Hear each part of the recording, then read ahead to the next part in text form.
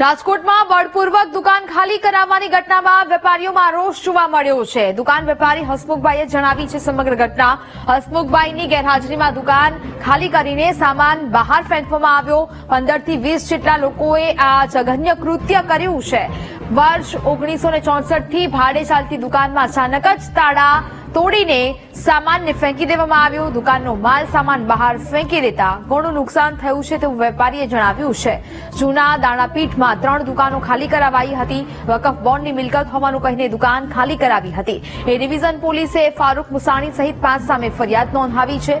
મોહનલાલ શિવાજી, કલ્યાણજી ચોકરદાસ અને ભાઈચંદ ફૂલચંદની દુકાન ખાલી કરાવવામાં આવી હતી। હું અમદાવાદ હતો, અમારી ફેમિલીમાં પ્રસંગ છે, હું હતો, મને ફોન આવ્યો અહીંયાથી કે બારી દે તમારા તાળા તોડીને બધો સામાન બારે બધો ફેંકી દીધો છે। એટલે મેં પેલા તો વાત કરી, તો પછી ફારૂકભાઈ કરીને ભાઈ છે એની સાથે વાત કરી। મને કે અમારી પાસે વક્ફ બોર્ડનો ઓર્ડર છે, અમારે કબજો લેવાનો છે, એટલે કબજો લઈ લઈએ છીએ। તો પણ તમે તાળા તોડી નાખો મારી ગેરહાજરીમાં, એટલે અમારે આજે બધું કાર્યવાહી પૂરી કરવાની છે। નોટિસ અગાઉ પાઠવી છે? કોઈ વસ્તુ નહીં, કોઈ અને આટલા વર્ષો કોઈ દિવસ વિવાદે નથી કોઈ સાથે એક જાતનો પણ। કેટલા સમયથી આ દુકાન તમારી ભાડે? તો 64 ગણી લેવા છે। મને લાગે છે 100-150 રૂપિયા હોવું જોઈએ, મને યાદ નથી।